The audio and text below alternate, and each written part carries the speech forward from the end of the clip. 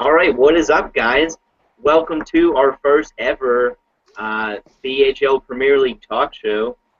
This is very exciting. I think we have a lot of big things this year, and the focal point of everything. I'm joined by my co-host and deputy commissioner, Mike Basham. What is up? What's going on, guys? Hope everybody's doing well. Hope everybody's ready for the season coming up.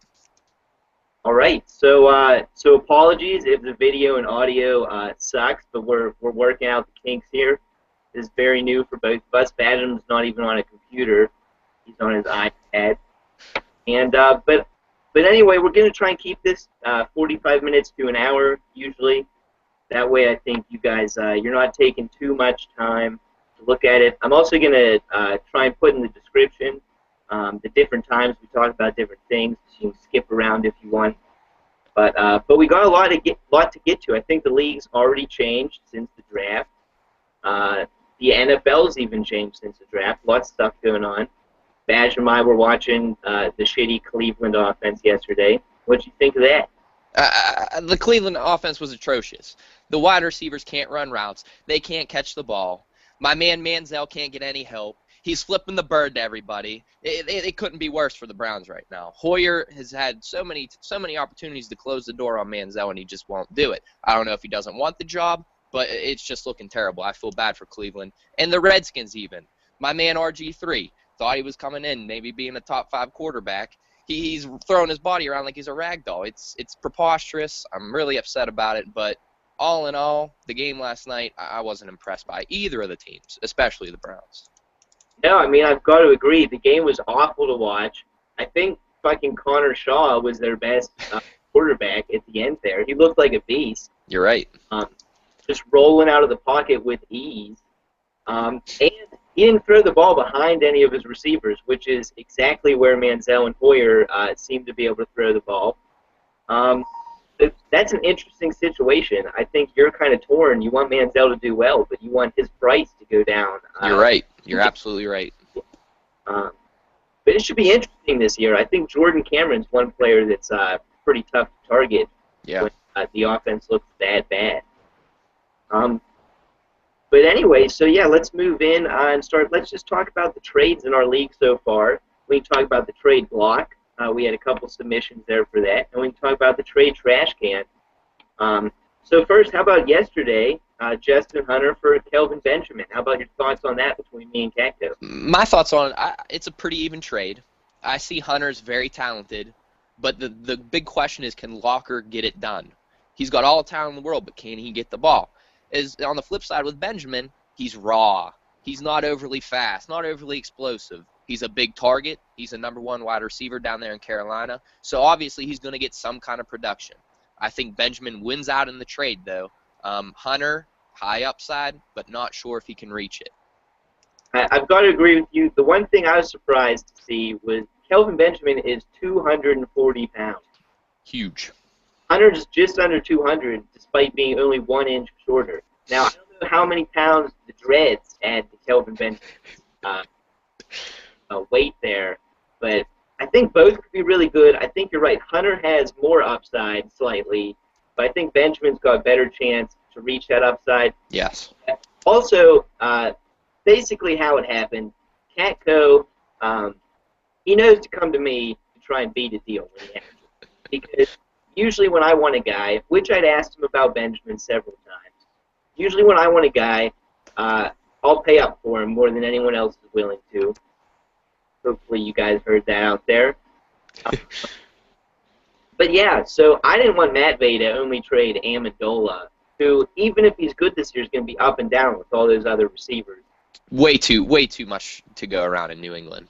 Yeah, plus the injuries, everything going on there. And Matvey's in my division. So I'd rather have Catco's team get better than Matvey's team get better. That was probably, I see Hunter and Benjamin pretty even. Matt Berry in his rankings has them literally 1 spot apart. So, yeah, keeping him from Matvey was the deal breaker there for me. I had to pull the trigger. I'm glad Catco and I were able to hook up on that. Not often you see a 1-for-1 trade at the same position. Yeah, doesn't happen too often. Pretty rare in our league. And the other trade, I pretty much auctioned off the illustrious James White for nothing. What do you think about that? At first, I thought it was crazy. Absolutely ridiculous that you got $10 for him. But now, I think it might have been a bargain. I mean, people go for $10 mid-season that kind of burst onto the scene. I think he got a good jump on James White for $10. With Ridley fumbling again, he might be put back in the doghouse. He's lucky that it's preseason. I don't know how Belichick's going to feel about it. But James White, $10 might not be a bad investment now that things have come to form more. Right. You know what the one thing with free agent dollars I think people have backwards?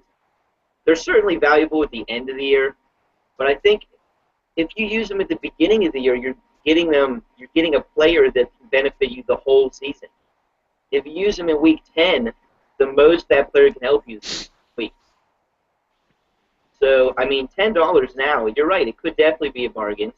I don't know how James White's going to do. He was probably the least sure commodity on my bench. That's why I wanted to get rid of him. He had two people ahead of him. Like we just mentioned, there's a lot of targets in New England. So, I mean, even if he plays a big factor, maybe it's more of an NFL factor than a fantasy. Yeah. I like him a lot. Got to see him in college. He played in the Big Ten. So, he's a pretty good running back. We'll see how it pans out. I wish Kakko the best, unless I see him in the playoffs. Right. Absolutely. But this trade was twice that Madvey got screwed. There's a bidding war. First, Kakko wasn't interested, but then he realized that Riley Cooper sucked, and he was willing to drop him. And then Kakko got in, and Madvey almost dropped out of the bidding twice. He came back in, though, and Kakko got up to $10. I was pretty pleased with the return there, gotta say. $10 for him was solid. Yeah. I might not have gone that high, but $10, good investment, I think. I think it was a good trade, too. We started the year off well, me and Kakko. Two good trades. Yes. And there's a lot of people on the trade block, so we can take a look at that. First, why don't you start us off with your trade block? Well, with my trade block, Mike Wallace and Kendall Wright, both solid wide receiver threes in my opinion. Wallace, huge upside. Could be a wide receiver 1 if he can get things clicking down there in Miami. I don't have a ton of faith in him. That's kind of why I'm putting him up. Maybe somebody else in our league does. And then Kendall Wright, pretty much the only target in Tennessee. I mean, here's the arrival of Justin Hunter this season, but with Kendall Wright, he's going to get the receptions. If he can start to find the end zone, maybe 5, 6, 7 times this season, he's cracking into top 15 status wide receiver wise. So if you want to take a little bit of a gamble on somebody, I'm not sure exactly what I want in return. I'm just looking for the best offer, really. Yeah, I think those two are both pretty enticing. Wallace is definitely on my radar. I think I have a couple other targets I prefer to go for first. Wide receivers, I'm hungry for this year for some reason. I like them all. It's pissed me off because usually I don't like to carry that many of them. Right. But there's just a lot of underrated guys I like this year. I've kind of stockpiled them. And it's a bummer because I don't know how much I'm going to use them. And it's tough also because they're not a huge part of our league whenever it comes down to it. If you can get a solid starting 3, it kind of gives you an edge, but in my opinion, it's a very slight edge in terms of scoring. Generally, I think you're right, but we've seen in the past wide receivers just completely win people weeks. Right. I mean, the only reason Dave's team was competitive last year is because I think he might have set the receiving point record, as a matter of fact. Wow. So I think having 3 really good receivers, maybe like Jeff or Billy, that can give you an advantage, but it can't really make up for deficiencies elsewhere. Right. So, yeah, I think that's interesting, and especially now running backs are kind of falling off pretty steeply here. It's a cool dynamic, and speaking of, Jay would like us to announce that Reggie Bush is on the trade block, as if we already did. As everybody knows in the league. We already didn't know that. So I know Jay listed one of his regrets was drafting Reggie Bush instead of RG3. But, having those 3 stud running backs is so tempting. I can understand where he's coming from. I think Bush Bush is kind of a wild card. I think maybe we're too down on him. Jay's too high on him. I don't think Bush is in for a down year. I just think where Jay drafted him in round 3 is just such a reach this season. Just with so many mouths to feed in Detroit, they're talking about turning some of his carries into receptions. I see Bush as more of a rich man's Woodhead this season, and I feel like he maybe could have gone for a bargain, maybe one, at least at the most 2 rounds later. Rich man's Woodhead is being generous to Woodhead. I mean, Reggie Bush is a former Heisman winner. Woodhead was undrafted. The talent is just completely different. But, I mean, there's just a lot of mouths to feed in there, I gotta say. Yeah. And I just don't know, do you want to bank on Reggie Bush being a weekly factor? He's probably going to have a few huge games, and then he's going to have a bunch of games. Yeah, so I can agree. Maybe for running back 3 rather, that's good. I don't know. But I think he's definitely an interesting target for the league to consider trading for, depending on what Jay wants. Yeah. And a third one here, Matt Vay is offering Deshaun Jackson. Ooh. Interesting trade chip there. What are your thoughts on Deshaun Jackson? As you know, I had him last year. I love D-Jax in Philadelphia just because there wasn't that many mouths to feed. You know, there's McCoy coming out of the backfield, but in terms of receivers, it was pretty much Jackson or bust. Now that he's down, yeah, Riley Cooper obviously was such a stud, but now that he's in Washington, you know, you got Pierre down there who had how many receptions last year? 100 plus. Yeah. And I mean, Morris isn't a factor out of the backfield, whereas McCoy was. So he might fare well. Last night, he looked good. In that Washington offense, it's just those short little routes. They give him the ball. He turns it into something. It could turn out good. I would definitely be interested in Deshaun Jackson, depending on the price. You know, with Matt Vay, you're going to have to give up a ton to get somebody that you want. So it's something to consider, but I'm not going to have the pieces to get him. I know it already. Well, yeah, I mean, you don't have a quarterback 1 and a running back 1 to give up. Right. All right, so I want to throw someone out there for my trade block, and that is Brandon Cooks. As I mentioned, I have a lot of wide receiver talent, but I have a plethora of young wide receivers. That's probably my biggest fantasy weakness is rookie wide receivers or wide receivers that aren't very seasoned. I have Cooks, rookie, Benjamin, rookie, and Cordero Patterson, who feels like a rookie. He had like a huge end of the year last season, but he's very raw. So I think Cooks is going to give me the best value in return. I'm not asking for a ton for him, but I think he's a really interesting rookie wide receiver. He fell into like the best possible situation. With Drew Brees, I mean, they need a Sproles replacement. Cooks is faster than Sproles. He's bigger than Sproles. We've all seen the training camp videos, I'm sure. He's like a lightning bolt. So just given all the wide receivers I have, I think you guys probably aren't as high on Cruz and Roddy White, so I'm going to have to keep them. They're not going to give me good value back. So I want to use Cooks to try and upgrade something, maybe running back 3, perhaps. So, I love Cooks, JD. I absolutely love Cooks. Whenever we went into Matt Vay's league for his draft, we actually talked about him before the draft. He knew that I was really looking out for him, so he reached for Cooks really, really early. I think it might have been round 8 because he knew that I was coming for him. So depending on your price tag, I think you're going to get a lot of interest from him. The points that you made, and I'm even going to get them to him here later on with some of our other segments. I've got some stuff prepared on him, so right. I think you're going to get a lot of interest. That's a good person to get a lot back in return, I think. Yeah, you know, I'm pretty interested that Cooks went in round 8 in Matt Vay's league. He went at 14 in ours. I was super excited to get him there. I saw it around the internet. His ADP is through the roof. He's getting drafted in the 6th round of standard leagues ahead of Marcus Colston, which that's a little bit of an overreaction. I'm not trying to ask you guys for that much in return. in the trade market. So yeah, I think Cooks is going to be fun to watch in the NFL this year, Absolutely. at the very least. So yeah, that's a good round of trade blocks. The last thing with trades, the trade trash can, and we got no submissions except from Basham.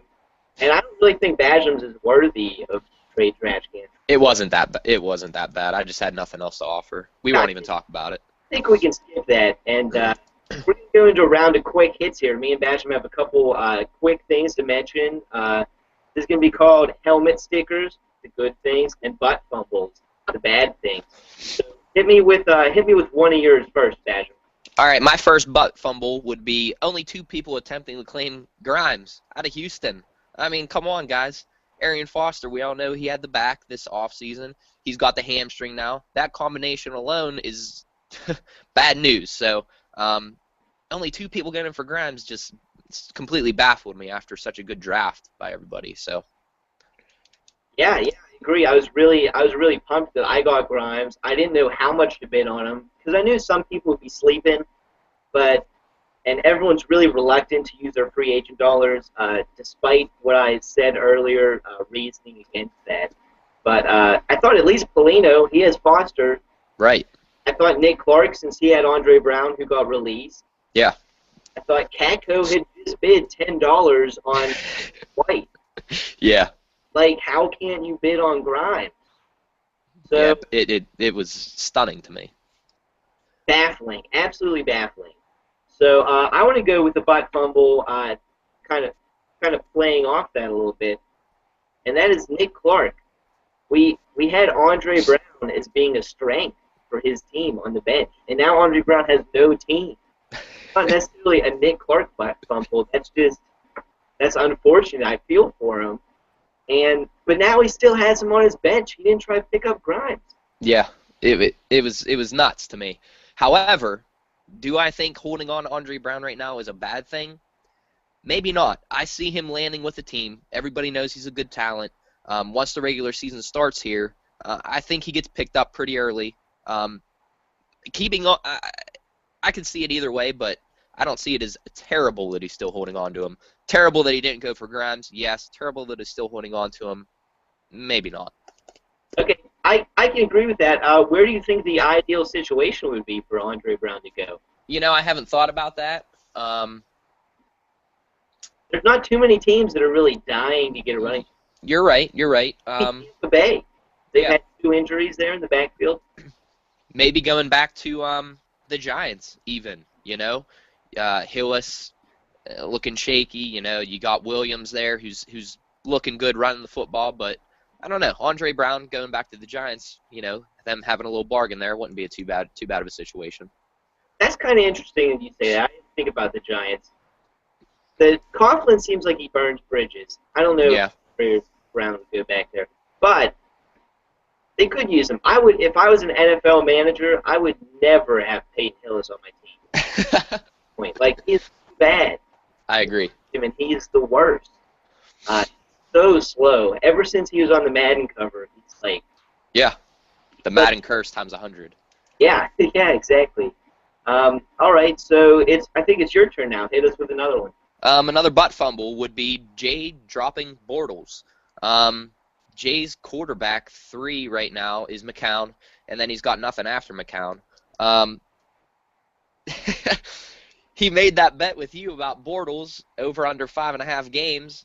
Bortles finally starts to look really good in the preseason. They're talking about giving him first-team reps, and what does Jay do? Drops him. I just didn't understand it at all. I think that's a huge butt fumble by Jay, dropping Bortles. I'd have to agree, because if you think you're going to have a quarterback on your team starts 6 games, which Jay bet on, and he's so confident, I'm guessing Jay thinks he's going to start way more than 6. Yeah. Like, and Bortles looks good. Like, yeah, it's not like he looks bad. I wish I could take that bet off the bet board. Yeah. Like, so, I don't know. I think Chad Henne's still going to start until it's a tough situation. The way they talk about it, though, Bortles, they don't want him to start at all this year. Right. But he's making it hard. I think Henne's going to have to go out, you know, just completely collapse which I think is going to happen. I don't think Henny can keep it up for a full 16-game season. And right as soon as that collapse comes, Bortles is coming in, and he's going to start for the rest of the season. Yeah, it should be interesting because Jacksonville has a pretty solid team, actually. Yeah. I think. I mean, the young receivers excite me. I love Allen Robinson, obviously. I love Marquise Lee. Yep. Schwartz is a stud when he's Yeah. healthy. In the slot, especially, is where he's probably going to be the best. So, in Jacksonville's defense, speaking of McCown and the Tampa Bay offense, Jacksonville's defense destroyed them. Their offensive line looked like it had 3 people on it. Yeah. So yeah, that's pretty interesting. That's a good one there. And then Catco bid $4 on Bortles. I didn't think that was that much. No, that was a bargain. No one else bid on him. Yep. Unbelievable. Quarterback, the most valuable commodity in our league.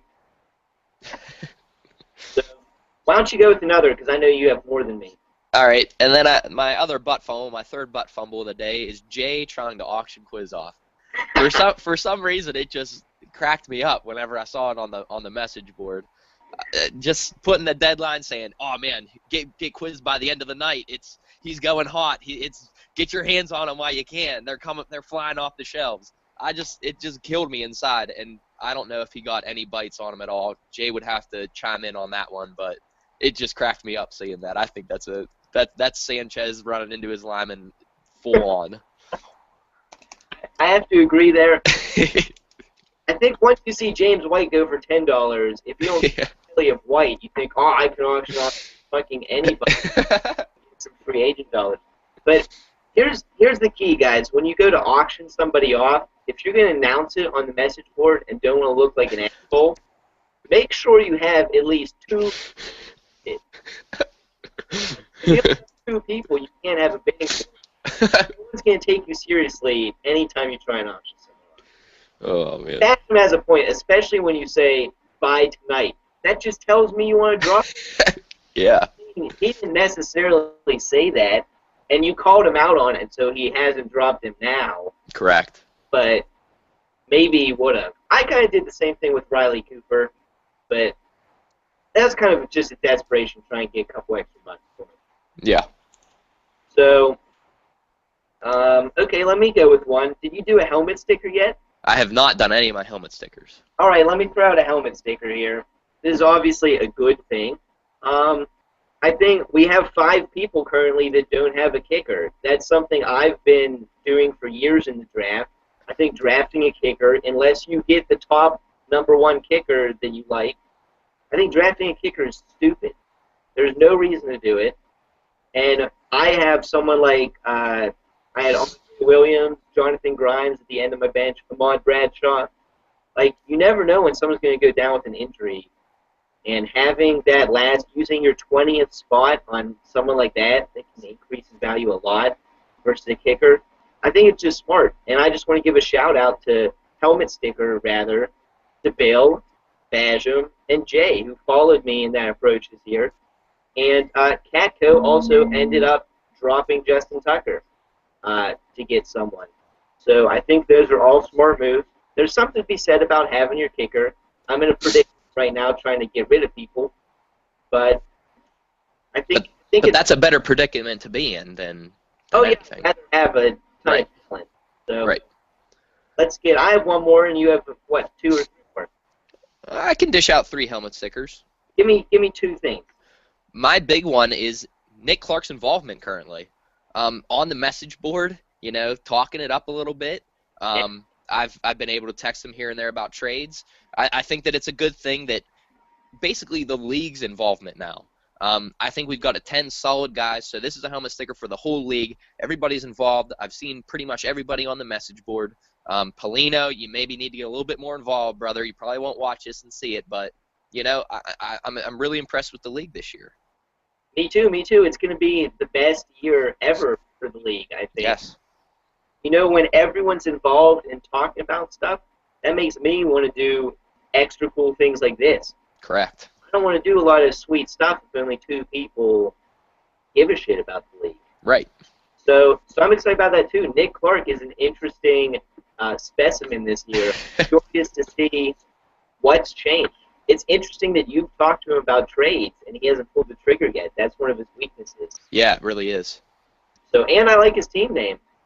Yeah, it's solid. So It really is. he had a good one last year too. Keep it in your shorts, Cecil. I love that. So, solid league member, even though he's never had a winning season. You're right. The league as a whole, I'm really encouraged about this year. So how about one more thing? My other helmet, one of my other helmet stickers is Jay still being Jay. I mean, if we don't have Jay, we don't have the bitch of the league. We don't have the laughing stock of the league. So I'm glad that Jay's still all up in everybody's business, you know, blowing their phones up at 4 a.m. probably, sitting up, roster baiting till his little wiener is just blistering. It's awesome. Jay still being Jay. Huge helmet sticker to you, buddy. I've got to agree with you there. Jay's a great addition to me. Whenever you're having like a day in fantasy football, we're like, wow, I wish I had something to talk about. Just wait an hour or so, and you're probably going to get something. He's always there. He always wants to trade. It's great. I love it. I'm not saying this in any negative light whatsoever. Yeah. It's a huge helmet sticker. Love it. I'm so happy the Mains didn't show up last year. Jay came over right away, was ready to go. Solid first season, even though he had one of the worst records. But, yeah, I think that's a great helmet sticker. Good call. I love it. I've got one more thing here. It's a butt fumble. Okay.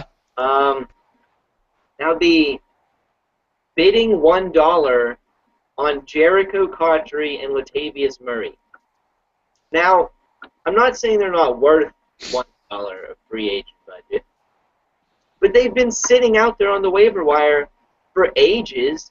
No one had picked them up or had interest. What are the chances that someone else is going to want Jericho Cotchery on the same random Thursday, whatever it was? What are the chances someone's going to want Latavius Murray on the same day as you? It's not like they went out in the preseason game and went off for 10 catches, 120 yards, and had a touchdown. Like, it's the same Jericho Cotchery that was there during the draft. There was no need to bet $1. I agree, JD. I mean, don't get me wrong. Free agent dollar, one free agent dollar means very little, but you also don't want to go pissing it away for when it's not necessary. Right. So, but then again, Catco could have bid one on Bortles. He didn't know. But we're not abusing the Bortles. We're saying people should have bid on him. But I don't think Cotchery or Latavius Murray is even a bad pickup. You didn't need $1.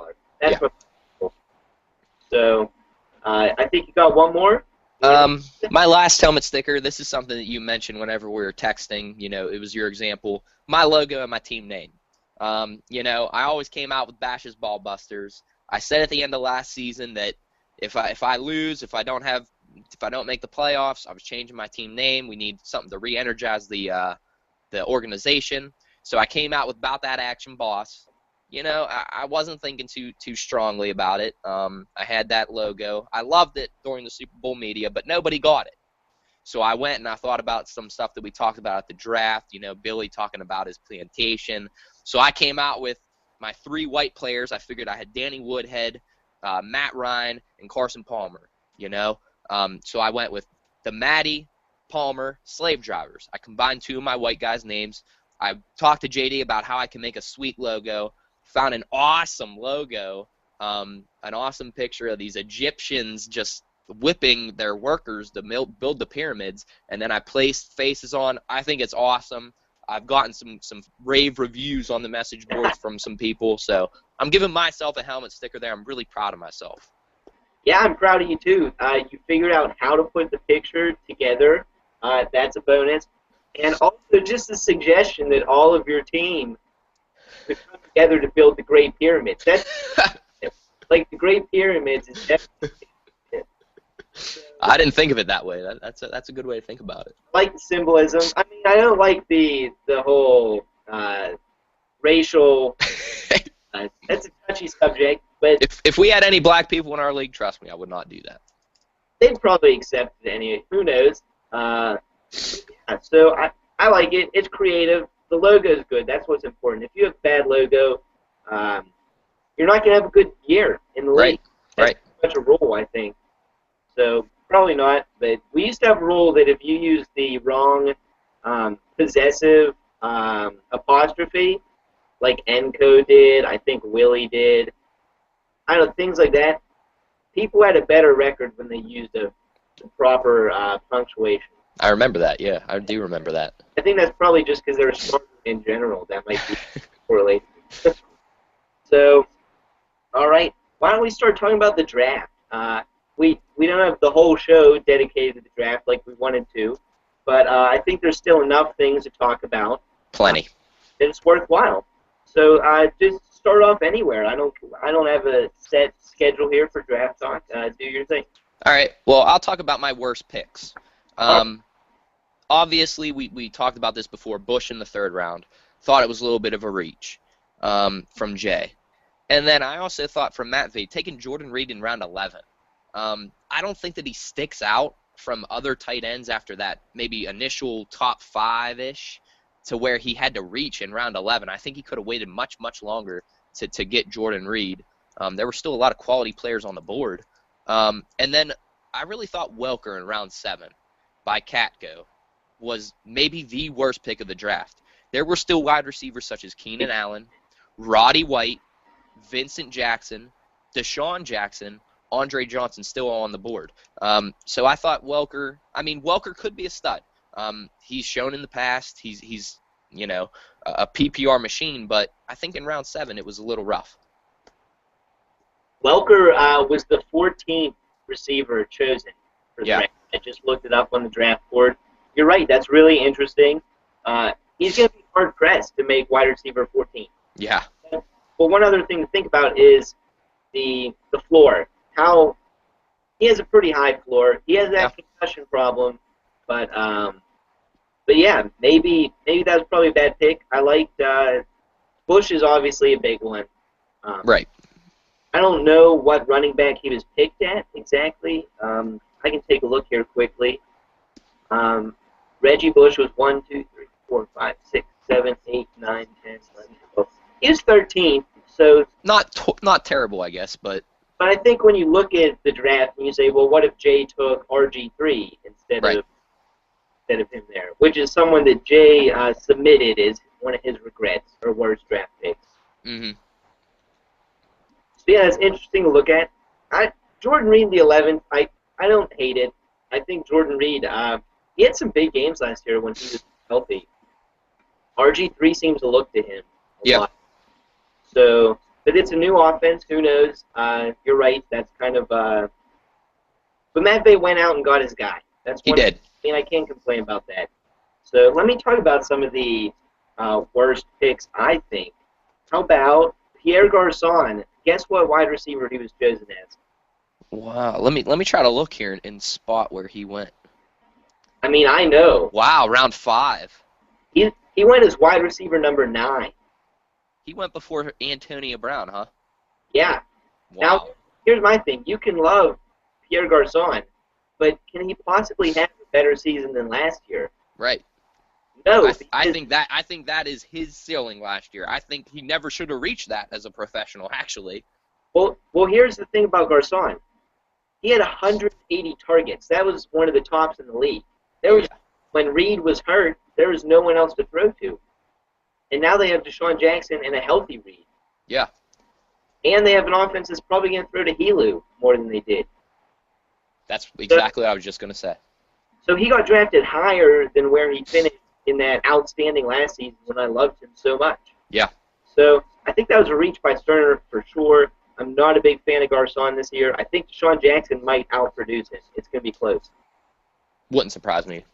So how about some other worst picks? Riley Cooper, 11th round. He's not even on the team anymore. Now, there's nothing wrong about admitting or changing your mind about something. I don't think it was a good pick. Look at all the other players you could have got there. Yeah. You pop it open real quick and see. Like round 11, you could have got a quarterback still instead of Flacco. He could have got Johnny Manziel. Yeah. I think that was a good pick. He could have got Cordero Patterson, Kendall Wright, Mike Wallace. Golden Tate. Yeah. There's a lot of people still out there he could have drafted instead of Cooper. Yeah. So I think Cooper was really misleading when you look at his stats. Because he had 2 weeks where he had 5 touchdowns combined. Yes. Other than that, I mean, it wasn't very good. So there's something to say about Foles and him, though. They did connect better than Vic Cooper. Might be a racial issue there. Cooper's off-season. So Jaquiz in the 13th is another one I don't like. We already talked about Jaquiz. Don't need to touch on him anymore. But Yeah. he went before like some good running backs. Like, first of all, Devontae Freeman in the same exact backfield. Terrence West, I'm not sure if he's hurt, actually. I think he got helped off the field. Yeah, he did last night. I did notice that when they went to commercial, but they didn't even care. They didn't mention it. Right. Off at my boy Gruden for that one. Steven Jackson, guess what running back he went off the board as? Steven Jackson? Yeah. I know he went fairly early. Running back 16. Before the likes of Ellington, Spiller. And Spiller. Yep, those were my 3 examples. Wow. If he had taken Ellington instead of Steven Jackson, I would think of his team much more highly. Oh, yeah. No doubt. But right now, Steven Jackson got replaced on the bench by Ridley. Yep.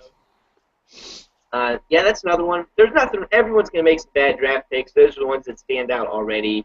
Right. By the end of the year, I might not even have like my last 10 picks. So Yeah. that's just the way of the world. Who got snatched from your draft queue that you were ready to pick? You in round 11 taking Cordero Patterson. I had him on my radar. I see him as a top 20 receiver by the end of the season. And I was so ready to snag him right then and there. But I think instead of Mike Wallace, I think is maybe who I took there after you took Patterson. Right. I definitely wanted Patterson. You knew that. I told you that during the draft. And then Manziel in round 12. I was eyeing him up round 12 coming into the draft. And then what do you know? The person that I most would not want to have Manziel, freaking Matt Bay, because you're never going to get him from his grasps. If anybody else took him, I might have a chance to trade for him for a reasonable price. But, I mean, Matt Bay snagged him right from me in round 12, so it hurt. It stung deeply. Yeah, maybe it'll be better for you, though, because you'll just root for him as a player, and your fantasy team won't be hurt. Right. He won't affect my roster. I won't make a stupid decision and play him instead of somebody like Matt Ryan or RG3. Right. So, plus, you know the magic of Hoyer. You had him last year, I think you said. I did have Hoyer last year. That's how bad my quarterbacks were last year. I was willing to start Hoyer. He threw all his chips on the table against Green Bay. That game was awesome. He beat Green Bay. He did. Rodgers slinging it. I'm pretty sure it was like a late game comeback almost too. He led that late drive and scored the touchdown, right? Forever, they just kept scoring, both teams. Yeah. I could be talking out my ass. I don't know, but I remember that game as being legendary. It was definitely an exciting game. Yeah. So, very interesting stuff there. Who got sniped for me? You took Jimmy Graham in the second. I wanted Jimmy Graham. Now, looking back on it, I'm happy I got DeMarco Murray and then Gronk. Gronk obviously he's unsettling. He's just always going to be a question mark each week. Right.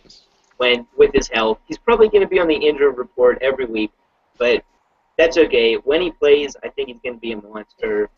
But yeah, I wanted Jimmy Graham pretty badly. I was mad at you for that.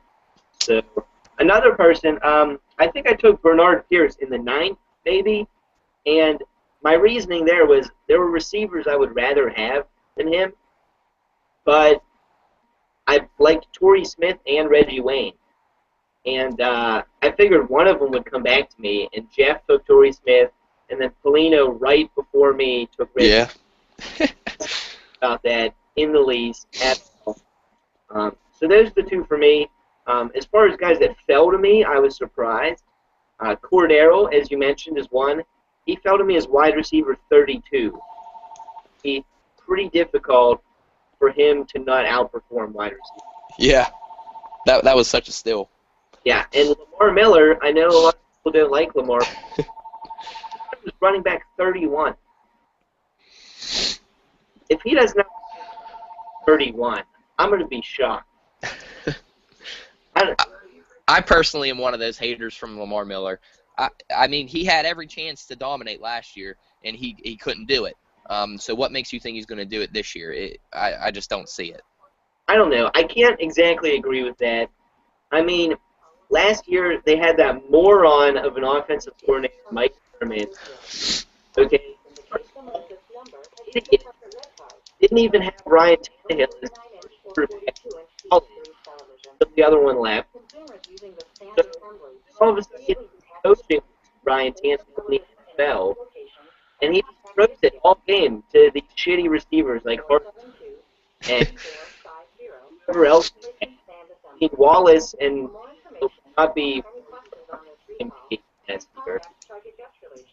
So your answer takes forever. You're starting to break up there, JD. Your answering machine takes forever. Oh, can you hear it? Yeah, it's been going for the longest time. Maybe that's what was messing you up there talking, actually. I don't know. Did you hear me talk about... I heard you mention Tannehill and throwing the Hortline and stuff, yeah. I mean, I think they're going to run the ball more this year. They're in that Philly offense. Even if he splits carries with Moreno, I like him for top 30. Yeah. So the thing is, if he beats out Moreno, like, straight up for the job, that's going to be juicy. Yeah. So, it has potential. I'm excited for him. He's also someone I'd be willing to trade, though. I gotta say. Yeah. So, go ahead. Going back to players who got stolen from me and players who got stolen from you, whenever you mentioned Jimmy Graham, if Luck was still there before Billy took him the pick before me, I was dead set on taking Andrew Luck. So in a chain of events, you could be mad at Bill for taking Luck, which is why I took Graham. I just thought that I would mention that. All right, that's interesting. Yeah. I like the Luck pick by Bill, yeah. but it doesn't come without some risks. Right. I mean, I don't like that. Like I'm talking about moron offensive coordinators, I definitely put Pep Hamilton in that fucking category. He ran the ball so much last year, and that's literally their worst thing. Their line sucks. Their running backs suck. I mean, Trent Richardson, I had a front row seat to that all season. The worst. It doesn't get too much worse than his performance last year. Yeah, it's bad. So that would have been interesting. You would take Luck. I'm not positive Pelino would have taken... Well, Pelino probably wouldn't have taken Foster. Or, yeah, that's who he... Yeah, he took Foster. Jay would have been between me and you. Yeah. So, well, Billy might have taken Jimmy Graham, I know. He loves him. Yeah, I don't know. Anyway, very interesting stuff there. Yeah. Think about Nick Clark's execution from the 3 slot since he got to pick it. Yeah, I mean, it ended up working out for him fairly well. I don't hate his team, but I don't love his team. If I was him, I clearly would have taken pick number 1. Just because I see Manning as just dominating our league year in and year out. After last year, I don't see why you wouldn't pick number 1. And to be honest, Catco didn't draft terrible from the 1 spot. He could have done a lot of things different. I don't think Nick would have handled it any better than Catco. So maybe Nick did make the right move picking from 3. I mean, he landed Breeze. He landed Rivers. I love Gio. Demarius is a stud. So his money picks, his first 4 or 5 rounds, I think that he built a solid core for his team. Now, I will say, I have done spreadsheets, and if we do the draft score, yeah, it looks at your draft score for the first 5 rounds, and it shows how much of a correlation there is between your draft score there and your wins. Right. It's strongly positive. There's definitely something to be said there. You got to hit on your early picks, or at least not mess them up too bad. I got lucky last year. Kaepernick and were my first and second pick. So, yeah. Yeah. I think I'm not sold on Peyton Manning being the number 1 quarterback this year, while we're on that topic. Ooh. Last year he had one of the easiest schedules, passing schedules. Yeah. This year, since they went to the Super Bowl, they get a really hard schedule. And so there's that. There's also the fact that they were running up the score last year once he got off to that hot start, they said, let's go for the record. Yeah. So instead of running out the ball, trying to save some of their guys from injury, they Right. just had to throw. And Bill Belichick's learned that might not be the best plan. They used to run up the score, and now they try and run out the game. So I think this year they'll run out the game more. They'll save themselves. Their defense is better, way better than last year. They got DeMarcus Ware. Von Miller's back for the whole season. Yeah. Things. And I think Aaron Rodgers is set up for a huge year. Oh, yeah. Top 3 easily. Yeah, Drew Brees is he's one of those guys that I think Rodgers and Manning had like huge years where they set records and etc. Brees had the record-setting year, but I don't think he's had anything as prolific as Manning or Rodgers. Yeah, he hasn't. It might be his turn. That offense is ready to go. He sounds really motivated. Wants to play till he's 45. Apparently, I think Brees was my favorite quarterback. No, Rodgers was. I lied. I liked Rodgers and I liked McCoy. Yeah. And I almost encountered a scenario where I would have had to pick between both of them if Pelino didn't trade up, got out from under me to grab Rodgers. I'm so mad at Jay for not asking. He said, like, that's the one thing. You could have knocked Pelino out of the league if you kept him from the elite quarterback. That's his bread and butter. Yep. So what else do I got from the draft? Let's take a look here. Well, how about dark horse players, JD? All right. Did we talk about who fell to you that you were? Yeah, let me mention who fell to me that I loved. I thought Ellington in round 5 was awesome. He was the 17th running back taken in our league. Right. I see him as potential top 10. They're really talking about giving him a heavy dose of the carries, involving him in the passing game. So running back 17 I felt was a real bargain. I was so pumped to get him where I did. And then Woodhead in round 9. I just have this bromance with Woodhead. Whenever I recall Pelino went up to make his pick, I was thinking in my head, please don't be Woodhead, please don't be Woodhead, and he took Ridley. I think Woodhead is about as consistent as could be last year. He wasn't phenomenal, wouldn't put up huge weeks, but he was around that 10, 11, 12 points, pretty much week in and week out. And I see that as being a solid a player on my team, especially as like a running back 4, running back 5. So I was really happy to get him around 9. Yeah, Woodhead was really interesting. Last year between weeks 2 and 10, he had double digits every week. But down the stretch, they really started to feed Matthews. Yep, he never had more than 10 carries. I know that's not his forte. Yeah. But still. And he got a lot of, I don't think it's safe to bank on someone like Woodhead to get touchdowns as he did last year. Yeah. Those were sneaky touchdowns. But small guys generally don't score touchdowns as good as the big guys. You're right. So, I mean, especially they were receiving touchdowns. Like, how many small guys catch receiving touchdowns? In the red zone, I remember some of Woodhead's were like sneaky little wheel routes. Yeah. So, I like him more as a running back 4. You have him and Joke Bell. They're both kind of like a running back 4 for me. Yeah. Your running backs are solid. Ellington, I think he has an outside shot at top 5 running back. If they feed him like they're going to say, yeah, he'll be a beast. He has similar per touch numbers as Charles. Mm-hmm. So that's pretty interesting. And yeah, let's talk about dark horse. I already have made mine really clear. It's Nick Clark. He has Breeze and he has Rivers. If Rivers has a season like last year, and Nick Clark is active on the waiver wire, it's going to be really tough for him not to make the playoffs. You're right. I agree there, and I did dark horse players here. My dark horse player, all right.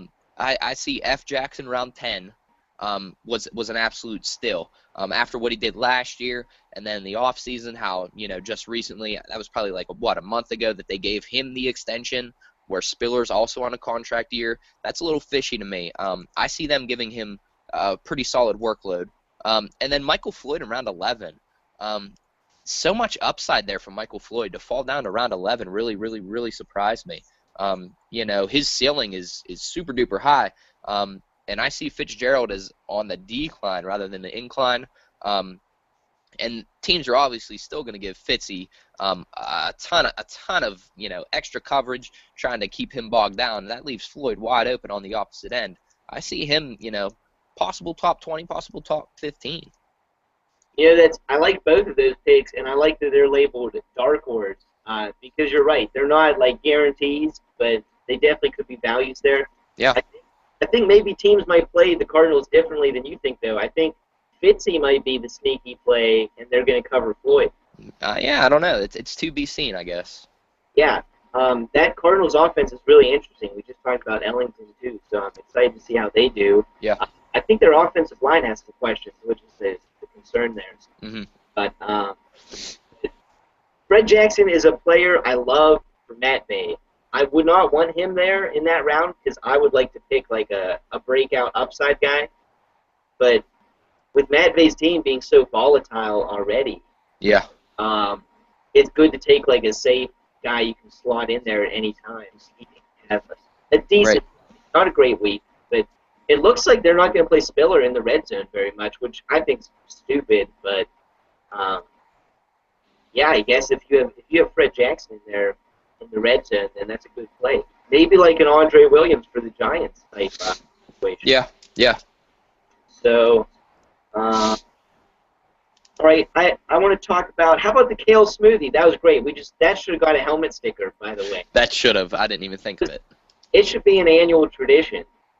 That wouldn't be bad. We should make that an annual tradition. Maybe the person who finishes last in the league gets it. Yeah, the Sacco punishment. Yeah, Sacco punishment. We'll have to talk more about that. We talked about the Jay and Pelino trade really briefly, how that pissed me off. How about your disappointment of the season? I guess I'm going to do an owner again. And I did do a disappointment owner here. I think the easy pick is Jeff. He didn't come into the draft. Well, wait a second. Did you have high expectations for Jeff? I kind of did. I did kind of have high expectations. He's from that Norwin crew. Pelino was solid. Katko was solid. I expected a lot more from Jeff in the draft, and I thought he easily had the worst. But that's the easy pick. That's the scapegoat right there. I'm going to call out Katko for being the disappointment owner this year. Oh. I do not like his team right now. We're going to talk about it whenever we get to ranking Pelino's Paradise. I don't see him as in the top 3 in that division. I don't like his wide receivers. I don't think Decker's that great. I don't think that his running backs are that great either. They're good, but not great. And then his quarterbacks, they're going to have to do the heavy lifting. If he wants to win, he needs to rely on his quarterbacks. And I just expected more from Katko, I guess. I think Katko's team, you can't pinpoint a roster spot that is bad. So yeah. They're all solid. He's average right now, and I expected good, I guess. That's why I'm disappointed. Right. So my disappointment owner is going to be Pelino. Ooh. I feel similarly about his team as you do about Katko's team. I think Pelino's running backs are extremely disappointing with Steven Jackson. Ridley has some upside, but not an exciting pick. And also Foster. That pick should definitely not have happened. Yes. He at least should have handcuffed him. Yes. I feel you got to go. What's going on?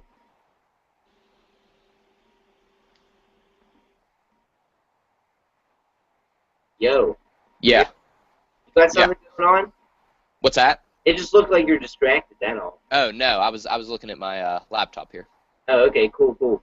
So, I think, that's... we'll talk about Pelino's team later, too, but that's my disappointment owner for the year. I think Katko has shown a little bit more of... he has more time that he can spend in the league, I think, than Pelino, or just the time they spent. So, if they're equal, I think Katko maybe pulls through. Yeah. But don't underrate Pelino. He's never missed the playoffs. That's right. A surprise thing for me. Yeah. That's what I would say. One more thing about the draft. I've been thinking about some changes to it. Obviously, we need to have a whole day set aside for this thing. It can't be after work, a couple hours, everyone's got somewhere to be. We need some festivities. maybe a game of flag football, maybe a game, something else, some things in between, a whole day. Going to try and pick the draft day extra early next year so vacations aren't in the way. And I also have one other surprise proposed change here, and that is no electronics. I don't know if I like that, JD. Why not? It's such a part of our world these days. I mean, you got to have technology here. I mean, you can have your phone, but I think it's better if everyone just gets their rankings, prints them out, and uses them instead of scrolling all around the internet. I was guilty of this too, and it would speed up the picking, make things more efficient. I mean, it doesn't affect me much, as everybody knows. I do my handwritten rankings, but I don't know. I feel like people like to have that technology as a crutch. If they're down to that, do I want to go here? Do I want to go there? Maybe look it up real quick. See some expert advice, some expert opinions. I mean, it could be better. Could be bad. I don't know. We would have to see everybody else's opinions. But I see it going in the direction of they're not going to like it. Yeah, that's kind of how I felt. I just thought something to throw out there. It's a good proposal. Yeah. Let's move on to some miscellaneous things here. Someone asked about our rivalry bet. We don't know what that's going to be yet. Yeah. We've been talking about it. We're definitely going to have a sweet trophy, though. We'll debut that on the show once I get it finished. Oh, yeah. You guys are going to like it. Someone asked who our top two in each division are, and we're going to talk about Pelino's Paradise, but I guess we can answer the top two now. Yeah. So who do you like in our division to finish and get the playoff spots? You know what? Let me look at our division here real quick. Sure. I like Matt Vay's team. Your team, I don't know. Right now, I don't like it, but I know you're going to pull off some moves where you're going to be in the running. My team, I'm really comfortable with right now. I'm not trying to make any major moves. You just want the playoff spot. I'm going to say from Pelino's Paradise, it's going to be Cable. I'm going with Billy. Okay. And from my division, I'm going to go with Matt Vay. You need two from each division, man. And then the other team in Pelino's division, I'm going to go with Sterner. All right. And then the other team in our division, I'm going to go with myself to make the playoffs. I think Sterner's a surprise pick there because we only have 5 people that have made the playoffs before. It's me, you, Pelino, Catco, and Billy. And Billy, yeah. I mean, Catco and Pelino have never missed the playoffs. Right. They're every year. That's going to be a great race in the other division. Oh, yeah. And we have Mad Bay as kind of a third juggernaut-looking team. Mm-hmm. So I'm going to go with me and Mad Bay, even though I put you number 1 in the power rankings. Your managerial skills still need to put to the test. And in the other division, I'm going to go with Bill and Pelino. I'm not going to say Catco. Even though I said Pelino's going to be the disappointment, that was just a bold prediction. Yeah. So, speaking of... I don't disagree with Pelino at all there. I was really torn between Pelino and Sterner there. Right. So, speaking of bold predictions, I asked on the message board what the bold predictions were, and you and Jay both submitted me not making the playoffs. And on one hand, that's not a bold prediction at all. From my thought process, and probably speaking for Jay too, we're calling it a bold prediction from the standpoint of JD's the 2-time defending champ. So if he doesn't make the playoffs this year, it's a huge, huge, huge disappointment. And I mean, something that people see coming right now because our rookies don't know how you work. People just aren't used to seeing JD go. I'm used to it. You start slow, you finish strong. It's just how you do it. So right now, people aren't seeing it, but it's definitely a huge, huge, huge prediction. You not making the postseason. Yeah, and that's a compliment to you. Thanks, appreciate it. I have made the playoffs for 4 straight seasons. Yeah. Me and Pelino both. I will say this though, Pelino's 4 straight seasons is a little bit more impressive because they're his only 4 seasons. Right. He's never missed. Yeah. While I have, but I've never had a losing record, which is almost for 6 years. Yeah. Almost as impressive. I actually calculated some stats. You know the record book? Yes. There's now a page that tells you the percentage of times someone's been in the top 5, the career percentage that they've scored above 150 points. Yeah. And there's also their winning percentage in the first 7 weeks and the last 6 weeks. I'd be interested to see that. Mine is much higher than anyone else's back half of the season. So yeah. Say that. I might do a video on that sheet to introduce it soon. So, yeah, I'd like to see that.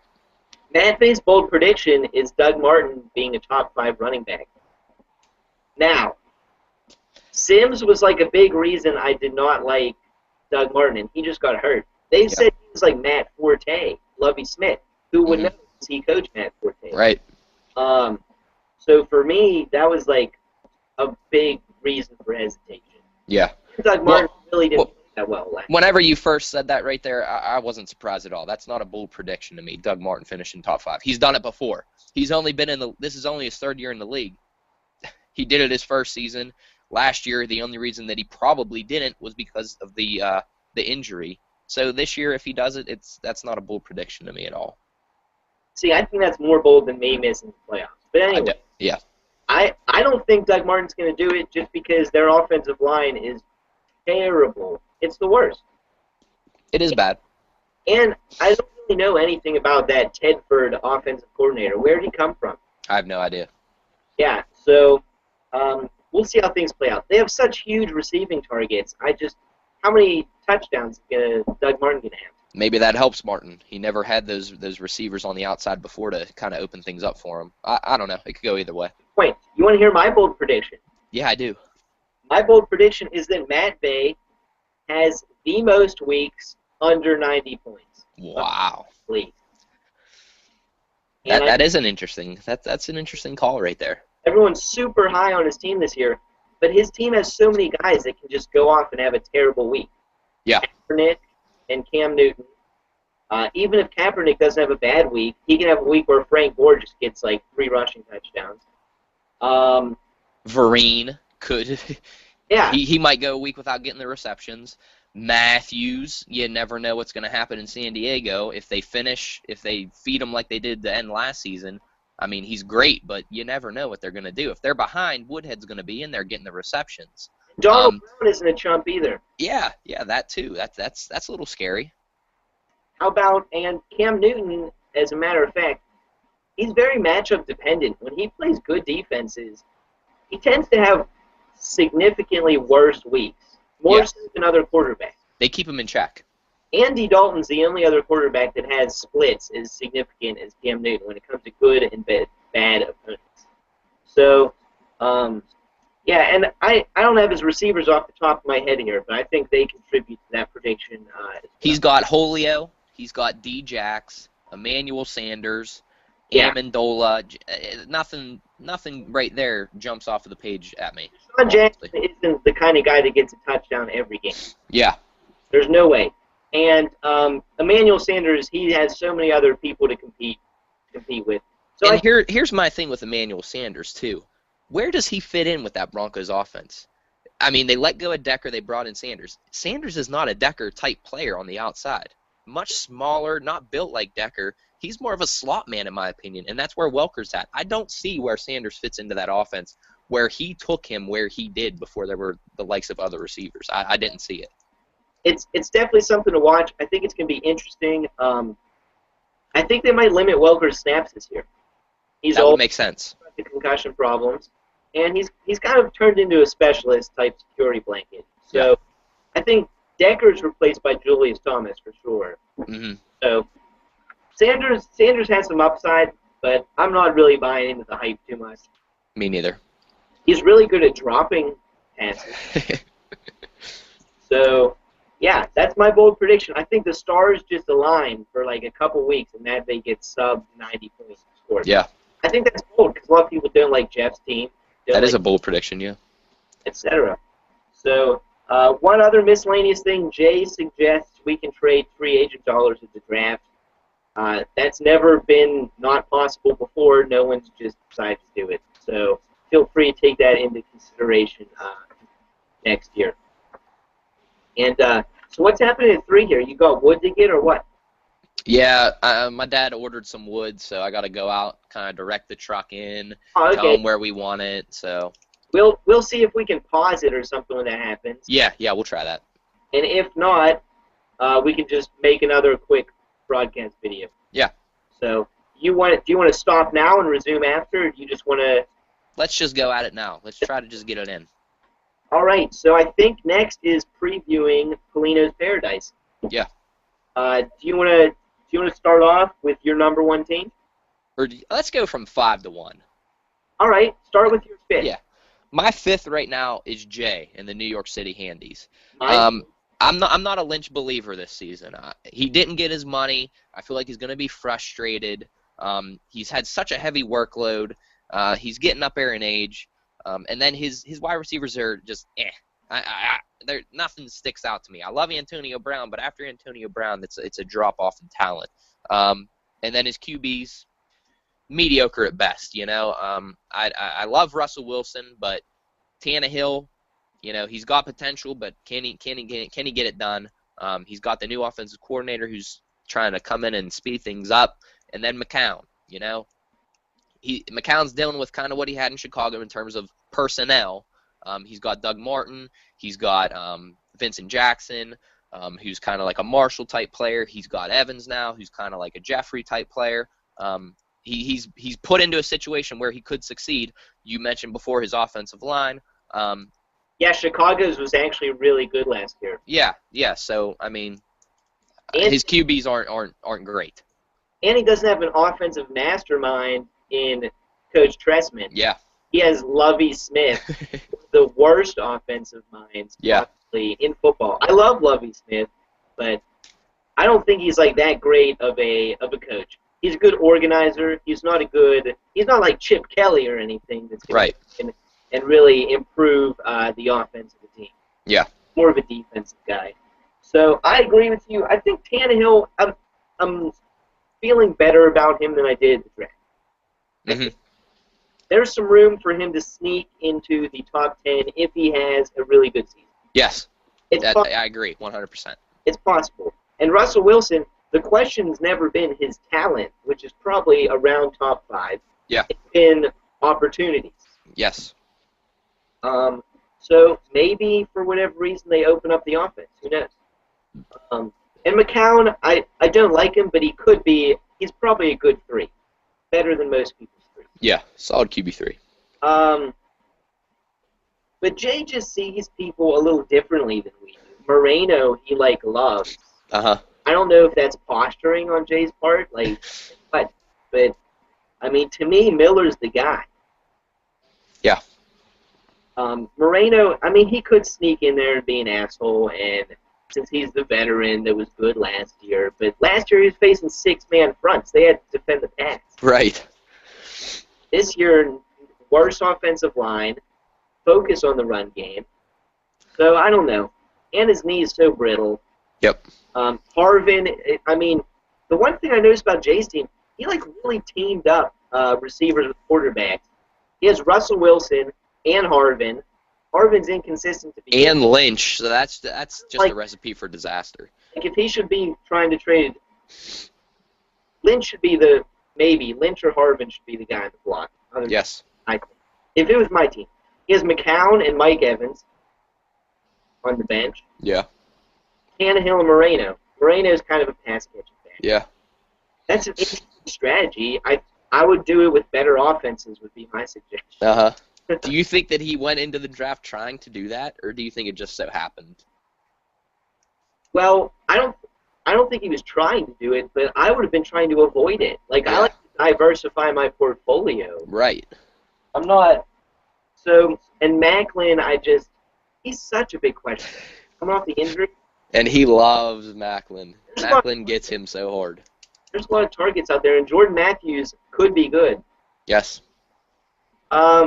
So, and I don't like Jay's bench. Jay's bench is not my favorite. I hate Jay's bench. It's one of my least favorite in the league. So, I have him at 5, but just with Jay's amount of activity, and it's not like his team sucks. It's just not my favorite. Right. He could have a good season. Yes. So, how about let's move on to your number 4, which is not going to be my number 4, but talk about it anyway. My number 4 is Katko. Like I said before, his quarterbacks are going to have to do the heavy lifting. I like his quarterbacks, even down to his quarterback 3, Wacko for Flacco. That's a solid guy to plug and play. His running backs, Charles, you got to love Charles. Morris is a frustrating running back to have in our league. He rushes the ball. He gets 24 carries a game, 25 carries a game. But they brought in the new offensive coordinator. They're going to throw the ball more. I think Halu's going to be in the game more, still a few more receptions. So I don't see Morris as being a great running back 2 on his team. Tate, we know how brittle he is. However, I do love Darren McFadden on his bench. McFadden's always been a great talent. His injury history kind of lowers his value. But I see that running back by committee really helping McFadden stay fresh this year, and I see him as a solid running back 3 plug-in. His receivers, Jeffrey, I don't know. His rookie year wasn't too big on him. Last year, I drafted him late rounds. He burst onto the scene after I dropped him. Can he keep up what he did last year without McCown? Cutler relies on Marshall constantly. If he gets in trouble, he looks Marshall's way. Does Jeffrey get enough looks? Welker, getting old, concussions, blah, blah, blah. We talked about it a million times in this little talk show. I'm not going to talk about it anymore. Decker, I've talked about him before. He's slow. He's going to be double covered. Can he get open? I don't think so. But I do love Decker. I always had a bromance with him, so I hope he does do good. On his bench, he's got the guys like Shorts, Nix. Could be solid plugins. I don't have a ton of faith in them, though. That is why I have Pelino at 4 in that division. Katko, rather. Yes, I have Katko at 4. Yeah. Katko's team's really interesting. We talked about him a little bit already when you said he was your disappointment. I think Alfred Morris, talent-wise, like as a running back, I think he's top 10 in the league. But he doesn't catch passes. That's right. But I love watching Alfred Morris. Like, he is a beast. He runs hard. And he's smart. He's really smart. Mm-hmm. I think, I don't know, that new offense, even if it opens up more, it's more passing involved, I think maybe them being better, RG3 actually having a good season, them moving the ball. Morris might get more touchdown opportunities. I actually like him to have a bounce-back season. I don't know where he ended up. He ended up 20th last year, averaging 10 points a game. Yep. I think he can probably average 13 or 14, which would put him around top 10. Wow. So I like Alfred Morris a lot as a rusher. I think he's one of the very few guys that doesn't catch passes that I would consider taking highly. I like him. I'm just okay with him as a running back, too. That's right where he should be, I think. Mm-hmm. And Tate looked really good last night, I thought. He looked quick and decisive, and their offensive line's good. I obviously like Terrence West a lot, but if Tate stays healthy, he's a great 3. Yeah. I'm not as high on McFadden as you, but I've heard good things about him in the offseason. Mm-hmm. I think their coach said he's running as good as he ever has. Yeah. So he's an interesting running back 4, and I think you can plug him in, like you said. I'm a lot higher on Katko's receivers. I love Decker. I think he could flirt with up higher-end wide receiver, too. I just think he's a really good player, and he's going to get way more targets this year. But you're right, he might get double covered. That's unfortunate. Yes. And I think you're really underrating Jeffrey, thinking that Cutler's just going to stare down Marshall all the time. I mean, Jeffrey might be better at this point in time than Marshall. That's a bold prediction right there. Jeffrey's just such a great talent on the rise. Marshall's peaked already. He's on the way back down. You think he's on the way down? He's like the Larry Fitzgerald to Alshon Jeffrey's Michael Floyd. I think he's on a plateau right now. He hasn't hit the downslide. There's no way he goes back up. I mean, he's definitely on the wrong side of the hill. Yeah. Don't get me wrong, he's top 10 receiver for sure. Yeah. I'd take him over Jeffrey. I just like Jeffrey. Jeffrey's like Antonio Brown, though. They're not going to be top 5 wide receivers. I know Brown was last year, but not. Yeah. So they're like, as a wide receiver 1, you're kind of sitting behind already when you have guys like that Uh-huh. compared to other teams' ones. I have Kako at 3, so I think we're going to flip-flop here maybe for the next one. But let's go back and predict wins. How many wins do you think Jay's going to get? Ooh. I think he's going to be on the high end 4 wins. No more than 4. The high end 4. I don't think anyone had 4 last year. I think he's going to be 4 on the high end. Last year the lowest was 5. 4 on the high end for me. That's a bold prediction. I have Jay at 5, and Okay. I have Kako at 7. Okay, I can agree with 7 for Kako. But you have him in 4th, so you think that whole division's going to kill our division in inter-division play. I'm not huge on our division either. All right, that's fair. So, I mean, that's a big win total, 7 for the 4th place team. That is a high win total. Once or twice. You probably I'm saying if he gets 7, it doesn't surprise me. 6 wins would be more my cup of tea for him. All right. So is your number 3 Sterner or Pelino? My top 3 were very, very, very hard. It was almost like a coin toss. Well, Right. between 2 and 3. Between 2 and 3. But I put Pelino at 3. All right. His running backs, to me, are very, very frail. Understatement. Foster, I mean, Martin was out last year. Ridley, you know how he gets put in the doghouse. All right. 1 second. Yeah. What do you think are the chances that Foster plays 16 games? I want to make sure that this isn't a question that I have for you. That's a question that I have for you coming up. If he plays 16 games? It's not 16, but I'm going to save that for whenever we get to our 10 questions. I mean, I think there's a 0%. There's like a 5% chance he plays all 16 games. Yeah, it's a 0%. There's no way he plays all 16 games. But I want to save that Foster talk for our 10 questions. Okay, with the rest of his running back. And then his wide receivers are just unimpressive. They don't jump out at you. I already talked about Fitzgerald, how I feel about him. Jackson is about as feast or famine as you can get. And then Crabtree, I do love Crabtree. I think that he's going to have a solid year. He's where he's at, wide receiver 3 on his roster. It's where he should be. And then if you look at his bench, though, Reggie Wayne or Anquan Bolden, I think he's going to have to fill in for Fitzgerald somewhere. And I don't know if that's great right now. His quarterbacks, you can't hate them. You know, Romo's always solid in fantasy. Rodgers is an absolute stud.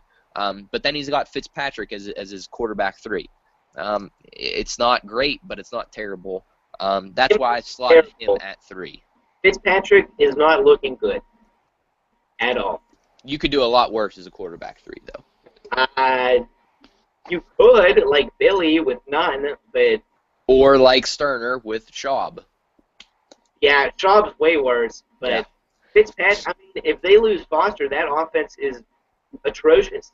Yes.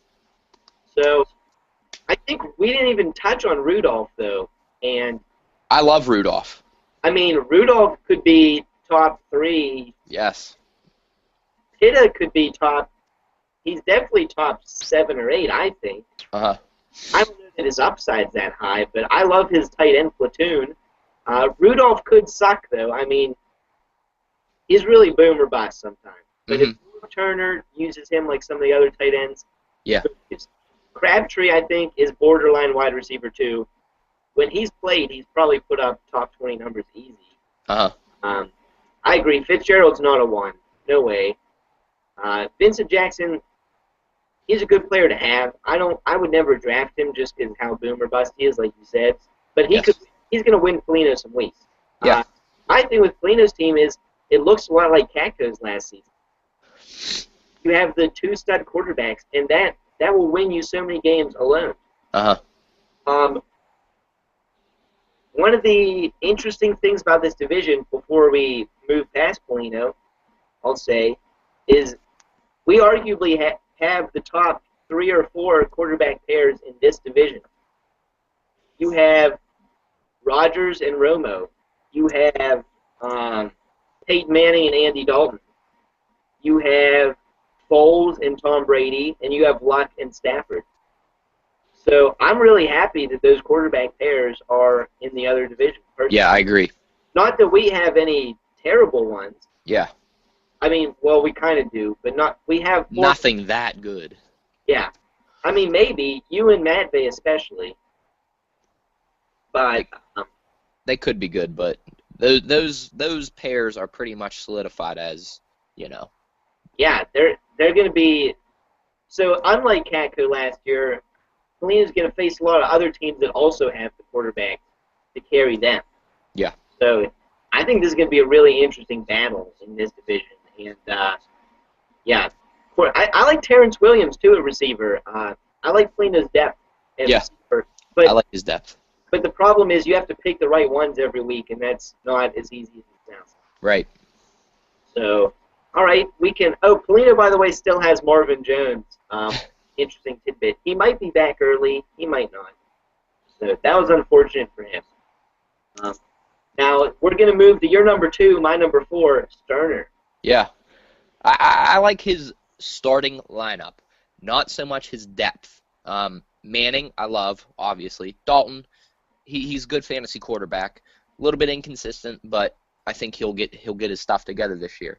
I like Bell. I like Stacy. I like Jennings. Maybe the best running backs in the league, in our league right now, from top to bottom. And then he has Sankey as his running back 4, who he could plug in. Sankey, they're talking about in Tennessee, is right behind Green still. He's still behind McCluster. But I think that all materializes by the beginning of the regular season, where he's that stud running back, where he's getting a heavy workload. His receivers, Green, Floyd, Pierre, Hilton, even going down to somebody like Jarrett Boykin. Steve Smith looks good. Yeah. I don't like, like we talked about before, we don't like Garcon that much as, compared to last year. I love Floyd this year. So his wide receivers aren't great, but they're good. And then Witten, always a reliable tight end. He's got the best defense in the Seahawks. He's got one of the best kickers in Gostkowski. That gives you a weekly advantage right there. So I think that his team right now is second in the division. But like I said before, though, him and Pelino were neck and neck right there for that 2 spot. Yeah, I think his running backs, I think you have them a little bit overrated. Here's the thing. The best thing about Bell, Stacy, and Jennings is not talent, it's opportunity. Yes. It's workload. Yes. And, I mean, we're already talking about LeGarrette Blount siphoning red zone touches, goal line carries, etc. from Bell. I mean, Stacy, he's fun to watch, but he doesn't ever pop off the screen. And Rashad Jennings with Andre Williams, who knows? He's probably still a good 3 just because of his pass-catching abilities. Mm-hmm. And Sankey, do you think that McCluster is kind of in the Woodhead role for Ken Wisenhunt? Yeah, I see. Yeah, I do see that. That scares me. And Sean Green, I mean, he's good just to get carries so Sankey gets a rest. Yeah.